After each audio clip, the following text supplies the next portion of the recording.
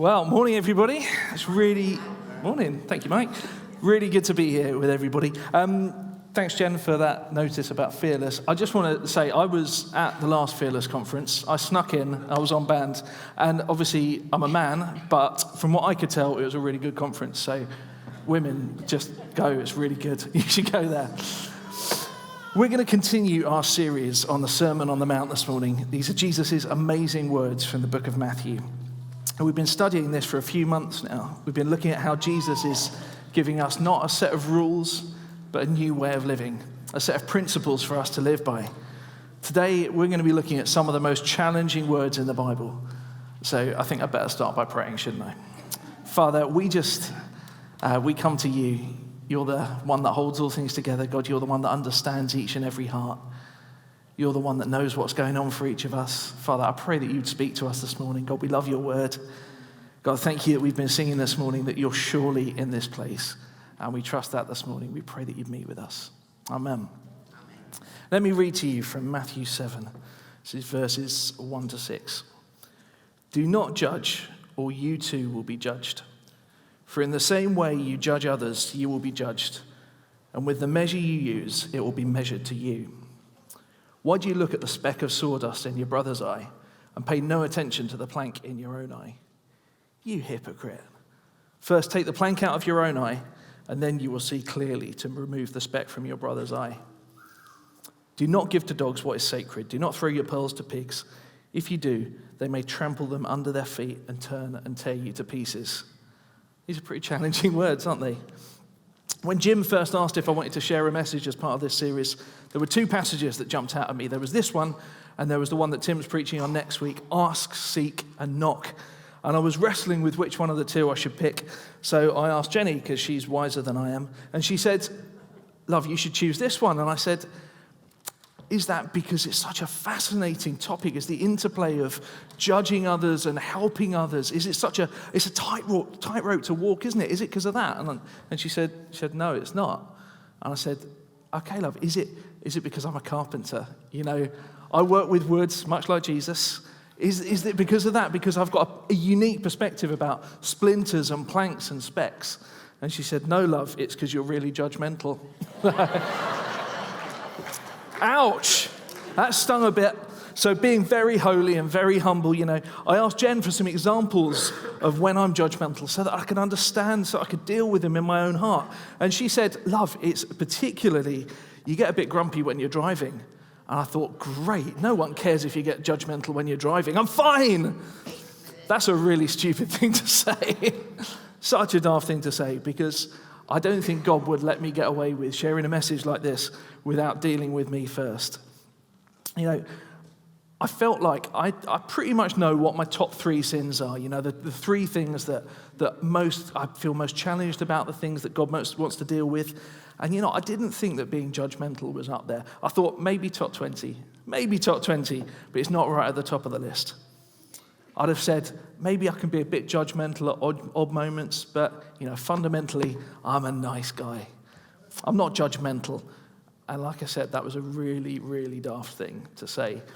So God's been challenging me over the last couple of months. And honestly, I've never felt so personally challenged as I have studying these verses. This last season has been God relentlessly showing me planks in my own eye and helping me to do something about it. So I just want to say anything I'm sharing this morning, this is from the position of I've had a big plank in my eye and God's helping me with it as we speak. So should we dive in? I feel like we've got three sections for this message today. There's don't be a judge, don't be a hypocrite, do be a brother. Don't be a judge, don't be a hypocrite, do be a brother. So let's start. Don't be a judge. What are the national pastimes of Britain? I don't know what you'd think. Some people might say football. Some people might say our national pastime is queuing. I heard somebody say this week that judging people is our national pastime. I feel like it's probably a valid point. You know, we love to watch Britain's Got Talent because we love to judge people. Or if we don't love to judge them ourselves, we love to watch Simon Cowell doing it for us. We watch programs like Gogglebox, which is us getting to judge people as they judge other people. If you live in Burgess Hill and you've traveled by bus or car through the town centre in the last 6 months, I guarantee that you have struggled with judgmentalism about whoever plans roadworks. And God bless them as they do a really hard job. At the same time as that, some of us really hate the idea that anybody could challenge us on anything. One of the biggest songs at the moment, I heard it on the radio this week, is Lizzo singing, "Only God Can Judge Me." And I've seen people with that very same thing tattooed on their arms. In essence, our culture sometimes takes the words, "do not judge," and uses them to say, I want to live however I like, and you have no right to challenge me or suggest I'm wrong. And if you do, that's because you hate me. Our culture ties itself in knots judging people, or saying not to judge, but then judging people because you disagree with them. These words of Jesus are really, really challenging, and I think they're really, really misunderstood. They're misunderstood because I'm not sure we always get what Jesus really means by them. So let's dig down into what Jesus is really saying about judging and challenging. So the first thing we need to do is we need to be sure of what Jesus actually means, what the actual word that he means, what the actual word that he uses, what it means. What does he mean by the verb to judge? So let's get intellectual this morning. Let's look at the lexical range of the word. Come on, you can be impressed with that. Lexical range of the word. What the lexical range is if you look a word up in the dictionary, it will have a range of meanings, and you can tell which one of those meanings it is, judging by the context. So to look at the lexical range of that word, to judge means a range of things. On one hand, it can mean just to discern, to evaluate, to form an opinion. You might say, I need to judge whether my car will fit into that parking space. Now, is Jesus saying to you, don't judge? How dare you judge whether you can fit into that parking space? Of course he isn't. Jesus doesn't want you to take your neighbor's wing mirror off either. We can use that same form of the word, that same meaning, when it comes to judging in the sense of you're forming a negative or a positive opinion about people. You might be, say you're picking a babysitter for your kids. Is God saying, don't you dare judge that person? Just because you've never met them before, just because they've got no experience of working with children, just because they're an escaped bank robber, who gives you the right to judge whether they're going to be a good babysitter? Is God saying that? What? No, he's not. That's not what he's saying at all. Is Jesus saying that we should never form an opinion about anyone? No, he's not. He can't be. We can see that even in the verses that we've read this morning. Jesus formed an opinion about people. He's calling them hypocrites and telling them to change their behavior. A few verses later, Jesus says that we're to watch out for false prophets. How can we watch out for false prophets if we're not able to form appropriate opinions about them? Or we can look at the other end of the lexical range. How about judging in terms of punishing or excluding? Or maybe the most helpful word for me is condemning. Is Jesus saying we shouldn't condemn? Well, yeah, I think that's what he's saying. He's emphatically telling us that we're not to condemn. He even says those same words in a parallel passage in Luke 6. He says, do not judge and you will not be judged. Do not condemn and you won't be condemned. So what is it that separates these two different types of judging? What separates the kind of form of the word over here that's discerning and evaluating and this type over here which is judging and condemning? It's the heart attitude, isn't it? All through the Sermon on the Mount, Jesus is dealing with our hearts. And it's our hearts that he's looking at here too. In John 7, Jesus says, stop judging by mere appearances, but instead judge correctly. How do we know if we're judging or forming an opinion correctly? I think this is how, by examining our hearts. So if we're forming an opinion about somebody, are we doing it from a place of wanting good for them? Are we being constructive or are we being destructive? If we see something wrong and we need to challenge it, are we doing it from a place of being constructive and wanting to build relationship? Or is it from a place of wanting to feel superior? All about the heart attitude. The great preacher, Dr. Martin Lloyd-Jones, talks about what it can look like to be somebody that judges the wrong way, the way that these verses tell us not to. What it's like to have a spirit that's destructive rather than constructive in your relationships. Maybe it's helpful to see it as the judgmental spirit. Let me list a few of the symptoms of the judgmental spirit that he mentions.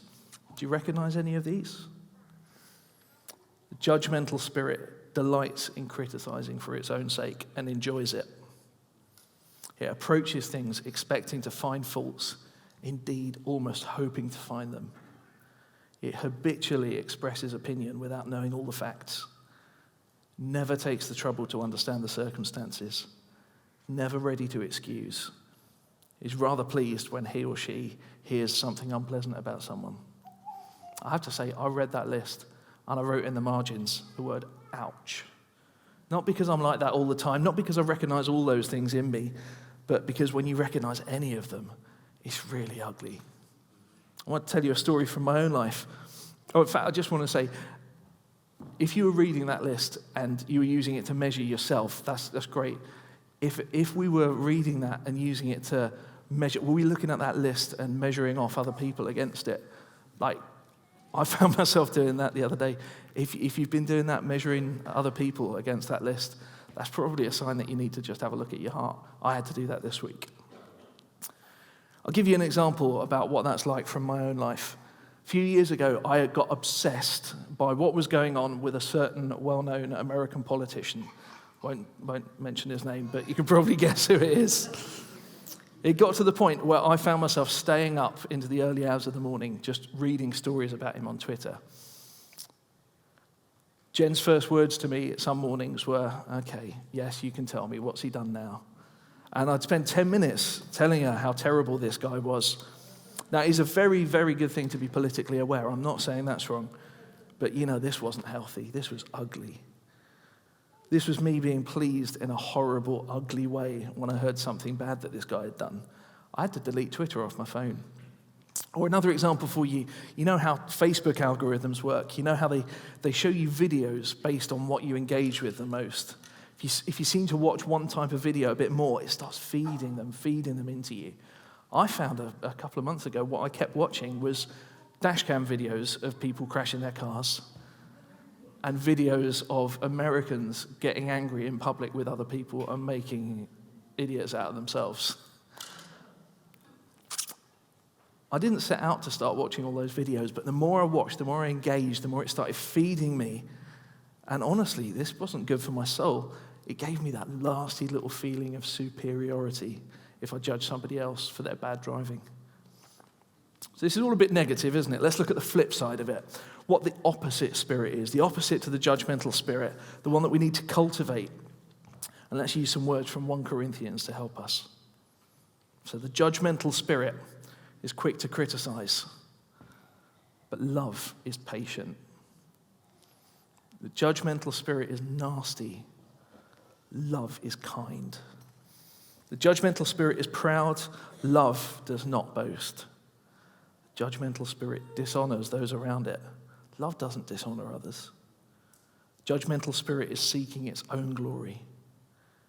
The spirit of love is not selfish-seeking. Judgmental spirit gets angry easily. Love isn't easily angered. The judgmental spirit stores up every record of wrong things. Love keeps no record of wrongs. Thank you. Judgmental spirit delights in evil. Love doesn't delight in evil, but rejoices with the truth. It always protects, always trusts, always hopes, always perseveres. Judgmental spirit is destructive, but the spirit of love is constructive. And it's probably also just worth mentioning another reason that Jesus says that we're not to judge. That's so that we're not judged too. He says, do not judge or you'll be judged. I've wrestled with this verse because I know that if we're Christians, then we're not judged by God. Jesus has taken that judgment for us. So how does that work? Jesus here, all through the Gospels, he warns his disciples not to be like the Pharisees. Jesus rebukes the Pharisees for their hypocrisy. They're known for judging and condemning others, when all the while they were the ones that stood condemned because they were doing the very same things. In other words, the measuring stick that they were using to measure the lives of others will be the same measuring stick held up against their lives by God himself. You'll be judged like you judge others. All through the Sermon on the Mount, Jesus has been laying out a new way of living for his disciples. He's been urging them to stop thinking about rules and look at living lives full of grace. So when he's saying, don't judge or you'll be judged, I wonder if he might be saying, if you don't get this whole don't judge thing, if you're choosing to live with a judgmental spirit, then maybe you're not getting anything that I'm saying. If you're living with a life with a judgmental spirit, maybe that's showing that you're not my disciple after all. That's sobering stuff, isn't it? It's meant to be. I love how the author John Stott puts it. He says, if we pose as judges, we cannot plead ignorance of the law that we claim to be able to administer. If we enjoy occupying the bench, we can't be surprised to find ourselves in the dock. It's not always wrong to judge, but it is always wrong to judge with condemnation. And if we choose to judge with condemnation, then we're at risk of being judged by the same rules as well. Just thinking, even this morning, just thinking about the judgmental spirit, I just want to say, if you're a guest here, if you are new to this whole Christian thing, maybe you've come from a different church, but if you've come to a church, whether it's ours or somewhere else, if you've come somewhere expecting to find grace and you found a judgmental spirit, I'm really sorry. That's not what we're trying to build. That's not what the big church is trying to build. I want to apologize to you today. That's not what Jesus is wanting to build his kingdom as. Let's look at the next few verses. Don't be a hypocrite. Okay, so we've done don't judge. We're going to look at don't be a hypocrite. Next few verses say, why do you look at the speck of sawdust in your brother's eye and pay no attention to the plank in your own eye? How can you say to your brother, let me take the speck out of your eye, when all the time there is a plank in your own eye? You hypocrite. And we'll finish that verse in a minute. First thing to notice here, this is actually Jesus being really funny. We see these verses as being really heavy, but there's a pretty funny thread running right through it too. Don't think of Jesus' followers sitting there very somber, very serious. Like, this is Jesus making a joke. They were probably laughing. It's a very funny image, and Jesus is using that really funny image to make a pretty real life point. He doesn't want us to be hypocrites. I sometimes think that the world loves nothing more than catching out a hypocrite. Just think back a few months to the whole scandal about parties at number 10 Downing Street. Again, I'm not making a political point here, I promise. There was uproar about Boris giving lockdown rules at the same time as there was stuff happening behind the big black doors. News headlines for weeks.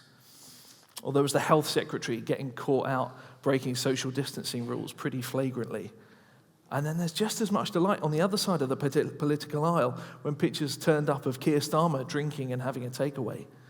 There's nothing that will lose your credibility as quickly as being a hypocrite, saying one thing and doing another.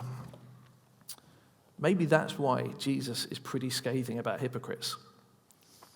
I've got a great story for you here. This happened to me, I think, the day after Jim asked me whether I wanted to preach, and when I was choosing whether I wanted to preach from this or from those other verses. I was driving home from a prayer meeting, feeling very holy and righteous, because I am. I was feeling very holy and righteous, and I became aware that the car driving behind me was a friend of mine who'd also been at the prayer meeting. Now, I had a little eye on my mirror, driving up Isaac's Lane, and about halfway up the lane, this friend put his foot to the floor. Now, I was sitting at about the speed limit, so I didn't think there was any need for him to overtake, but he overtook me. Now, I know for some of us, especially us blokes, that can get a bit emasculating, but I was very holy, and I didn't get grumpy about it, I promise, not one bit. Didn't mutter anything under my breath at all. And then he overtook the car in front of me on the big S-bends, and then the Lord filled me with a righteous anger. Oh, yes, he did. Because it wasn't me. Verily, it wasn't me that he was being mean to. He was doing this daft bit of driving to, but it was somebody else. It was dangerous. Righteous anger. Oh, yes. And I drove home and I said to Jen, love, this friend of mine, they're driving. It's not okay. Got to say something. And she was very wise. She's wiser than me. And she said, love, maybe just cool it a bit. Maybe think about it. I said, no, I need to do something immediately. She said, no, I think this is a conversation to have in person. So I went upstairs and I prayed because, like I said, I'm very holy. Went upstairs and I prayed. And God just very gently said, okay, All right, what was it that happened when you were pulling out of the car park to drive home from this very same prayer meeting? And I said, Lord, I was putting a podcast on my phone. And he just nudged me and he said, and what happened then? And I thought for a second. I had to say, well, I kind of swerved straight across to the other side of the road. Ooh. And then he said, okay, and what are the verses that you're thinking about preaching about? Oh, what an idiot. What a hypocrite. Here I am getting self-righteous about my mate's driving, and I'm missing that massive plank in my own eye. The plank that I could actually do something about, which was my own really stupid driving. John Stott again, he says this: we have a rosy view of ourselves and a jaundiced view of others. Indeed, what we're often doing is seeing our own faults in others and judging them vicariously. That way we experience the pleasure of self-righteousness without the pain of penitence. Ouch, ouch, ouch. The pleasure of self-righteousness without the pain of penitence, of putting things right in myself. God, please help me from slipping into that again. Jesus wants us to look at our own lives, our own behavior, our own attitudes first. He wants us to check ourselves. If we need to lovingly point a finger at somebody else's behavior, we need to point it at our own first, don't we? We need to ask the question that the psalmist asks in Psalm 139. Search me, God, and know my heart. Test me and know my anxious thoughts. See if there's any offensive way in me and lead me in the way everlasting. Let's be people that start there before we move on to the next step. So we've looked at what it is to be a judge. We said, let's not be a judge. We've looked at what it is to be a hypocrite, and we've said, don't be a hypocrite. But what does Jesus tell us to do? He says, be a brother. Jesus says we must pay attention to the plank of wood that's in our own eye first. Then you will see clearly to remove the speck from your brother's eye. Jesus wants us to help each other. So often that we get so tied up in verses 1 to 4 that we miss what he's saying in verse 5. We hear, do not judge. And then because of the culture that we live in, we back away from thinking that we can ever speak into someone's life for fear of appearing judgmental. But Jesus says that we're supposed to help each other. It's okay to help remove the speck from our brother's eye. Do you notice, though, who Jesus is telling us to help and challenge? He's not saying, then you'll see clearly to remove the speck in the politician's eye. He's not saying, then you'll see clearly to remove the speck in the celebrity's eye. He's not saying, then you'll see clearly to remove the speck in the fellow motorist's eye. Not that I struggle with that myself. The Apostle Paul in 1 Corinthians says, what business is it of mine to judge those outside the church? You not to judge those inside. Jesus says to remove the speck in your brother's eye. Obviously, he's saying brother, so I will too, but I think we can take this as brother or sister. Jesus is saying that you remove the speck, you help the people that you're close with. This is one of the beautiful things about the local church. We're family. We're brothers and sisters, and we need each other.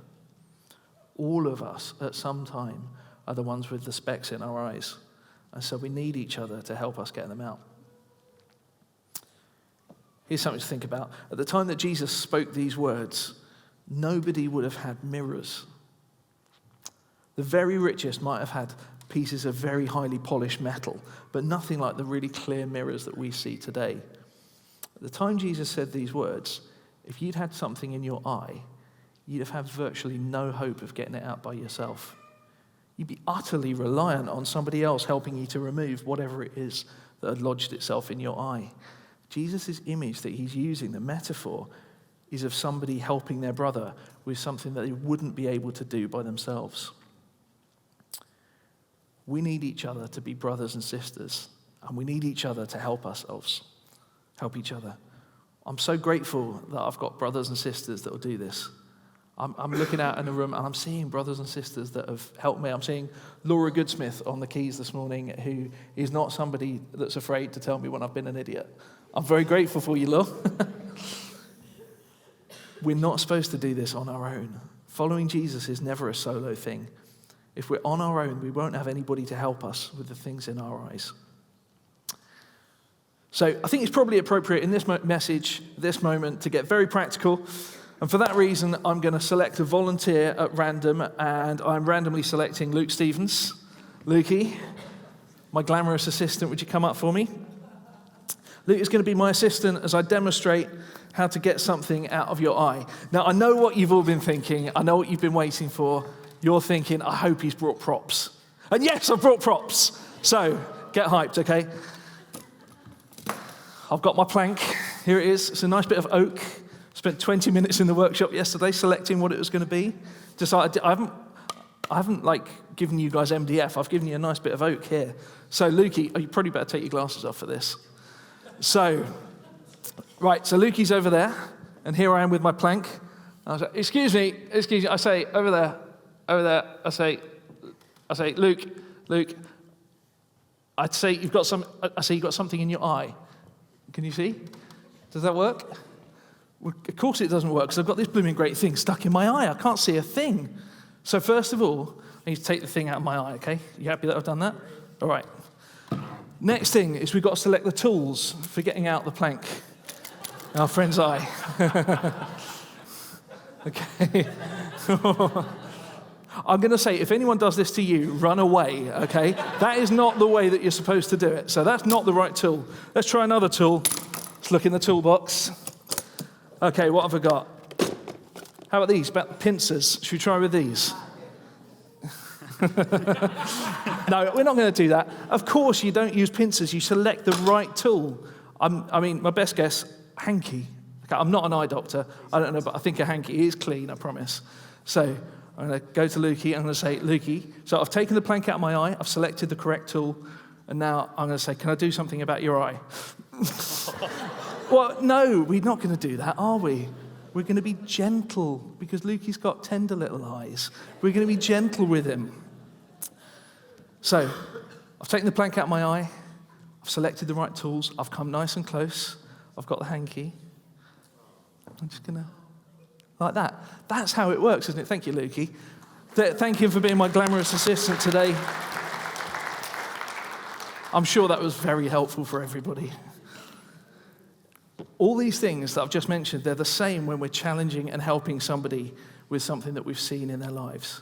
First of all, you need to be really sure that the plank's out of your own eye. A story that I mentioned earlier about that slightly dodgy bit of driving.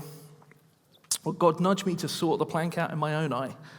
But that didn't absolve me of saying something to my friend as well. What it did mean is that when I spoke to my friend about it, I came with a little bit of a different attitude. I could say, mate, I need to tell you a really funny story about my own driving and what an idiot I've been. And I could challenge him. I could be gentle. I could be honest. I could be humble. I wasn't trying to be superior. I was saying, mate, I've had this big plank in my eye. Can I help you with your sawdust? So I took the plank out of my eye, and the amazing thing is that when I got there, God had been speaking to him about it already. God had got there first. And then when you're challenging somebody about something, if you need to mention something, you've got to be close. You need to be close enough with them that they know and they trust your heart, and that you know them and you can trust them too. You need to be close enough that you can really understand what's going on with your brother or your sister. We thought about what the tool is that we're going to use to remove the speck. Well, selecting the right tools. What are the right words that we use? Are we talking to our brother or our sister in a way that builds them up, even though we're talking about something hard? And taking something out of somebody's eye, challenging them about something, you need to be so gentle. Helping and challenging somebody about something, you need to be gentle too. You need to be kind. You need to really want to gently help them and not come from a place of wanting to take them down a peg or two.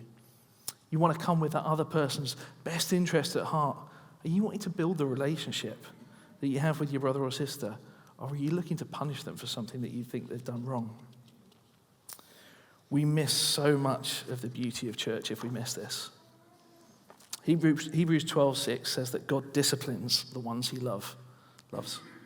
Discipline's a good thing. Helping each other is a good thing. Being challenged is a good thing.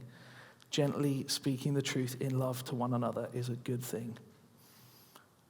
Honestly, when I look back at the last 25 years of being a Christian, some of the biggest regrets I've got in my life are times that I should have said something and I didn't. I've got friends that have train wrecked bits of their lives where loads of people picked up that there was something wrong, but we didn't say anything. And now those friends are nowhere. There was a speck of sawdust in their eye, but nobody helped them, and it got infected. We need to get this. This is one of the most important things that we can do as community, is to gently help each other, to gently speak the truth in love. I'm honestly, guys, I'm truly grieved that there's been times when I've missed this. When I've let fear of man, fear of upsetting somebody, fear of my words being taken badly or turned back on me, when I've let that become more important than loving somebody by helping them. If we're not prepared to speak the truth in love to one another, that might mean that we're being satisfied to let our brothers and sisters train wreck something in their lives. Say that again. If we're not prepared to speak the truth in love to one another, then that might mean that we're satisfied to let our brothers and sisters train wreck something in their life. It's not loving not to speak the truth in love. So mature Christians today, I want to challenge you. Are you actively looking out for planks in your own eyes? Are you asking God to search you and know you and point out hypocrisy in your life? And I want to challenge you. I want to lovingly challenge and encourage you. Are you speaking the truth in love to your brothers and sisters? Are you discipling somebody? Are you encouraging them? Are you speaking the truth in love? Are you calling out things if you see them? I want to say this, there's a generational aspect to it as well. If you've been around for a little while, then please choose to be a brother or a sister.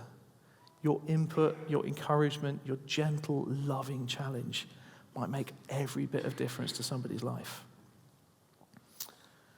I want to tell you a story. I know some of you are going to have heard this before, but this is like one of the most important moments of my life. A few years ago, I was really not doing too well in life. I wasn't being responsible. I wasn't being a good friend. I was bouncing from short-term job to short-term job, and I wasn't being very good at the job that I did have. I had 2 great housemates that I was annoying and winding up all the time because I wasn't paying my bills. I liked a girl called Jenny, and she liked me a little bit too, but she wouldn't date me because I was such an idiot. I was annoying everybody I was around, so if you knew me back then, I'm really sorry. But an older guy from church called Bob loved me enough to eyeball me and speak the truth in love. He took me out for a coffee, and he gently challenged me about my life. He pointed out the speck that was in my eye, and he helped me to see what I needed to do about it. Guys, I can say in all sincerity, that was one of the most significant conversations of my entire life. He didn't tell me anything that I didn't already kind of half know, but something about the fact that he was willing to challenge me, he was willing to call it out in love. The fact that he was an older brother saying this stuff to me changed everything for me.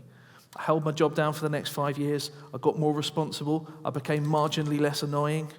I persuaded Jenny to go out with me, all because Bob was willing to speak the truth in love into my life. I was thinking this week about how there are 2 passages from the Bible that our generation loves to quote. Don't judge others, and let him who's without sin cast the first stone. Feels like they're almost kind of parallel passages for our generation. Let me read that second passage for us as I draw in. The teachers of the law and the Pharisees brought in a woman caught in adultery. They made her stand before the group and said to Jesus, "Teacher, this woman was caught in the act of adultery. In the law, Moses commanded us to stone such women. Now, what do you say?"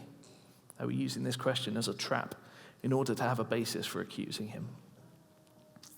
But Jesus bent down and started to write on the ground with his finger.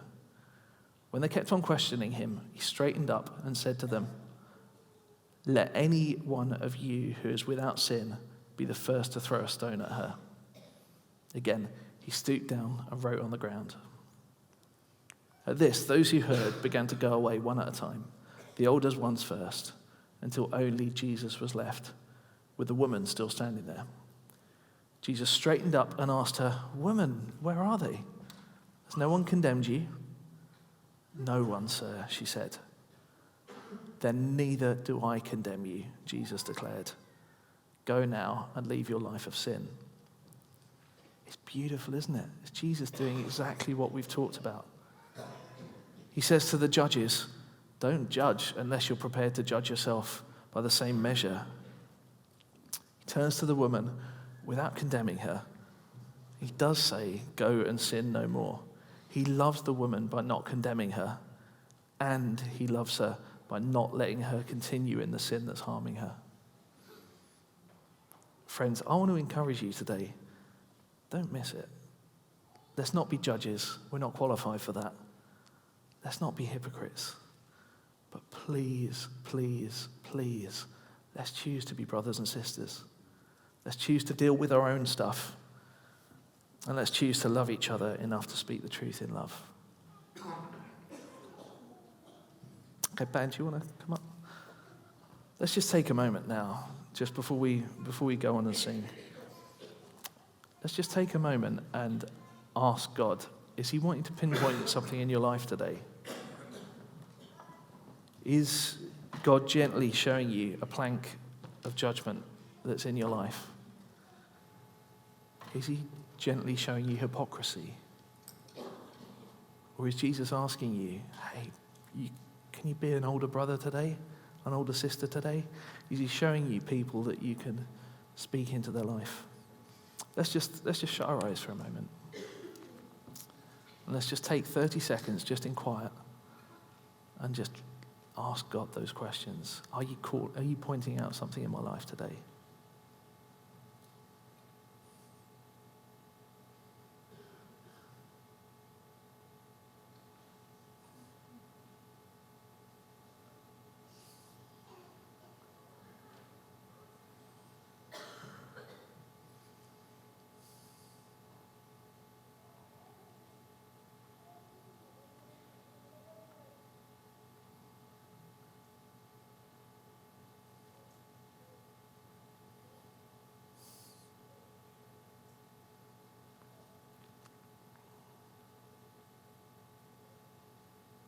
As I was preparing this week, I felt God just nudge me that it's not about the measure to which we're judgmental. It's about whether we're judgmental at all. I felt him kind of speak to me about someone offers you a cup of water to drink and says it's poisoned. Now, you're not going to really care whether it's just got a little drop of poison or it's half full of poison. Either way, you're not going to want to drink it because it's poisoned water. And I felt him just nudge me that it's the same with this thing of judgmentalism. It's not about, oh, you're a judgmental person. It's like, have you got any of it in your life? It's ugly.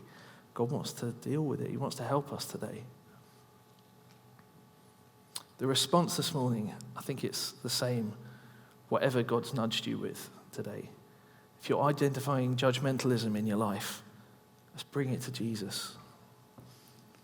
If you've recognized that, hey, I've got a little bit of hypocrisy in my life, let's bring it to Jesus this morning.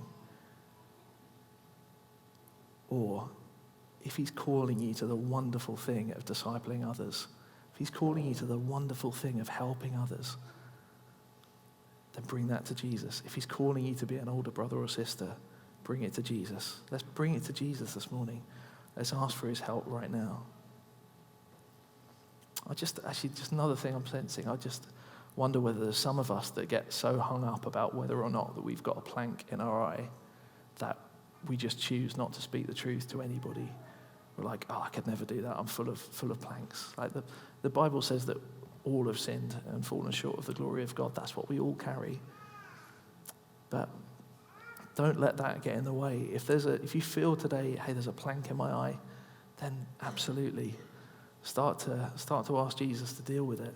But don't let that hold you back from doing the other things that you're called to do as well.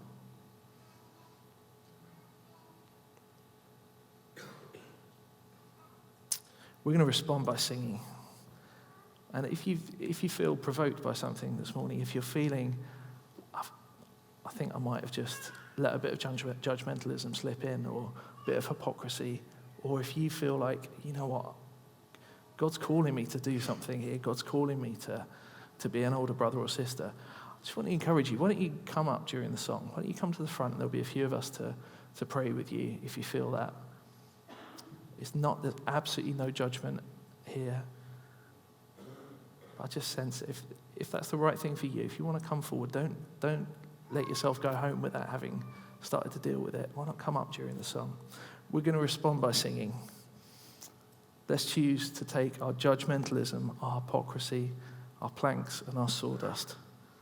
Let's choose to come to the one that paid for all our sin and all our shame on the cross this morning. Let's worship him together.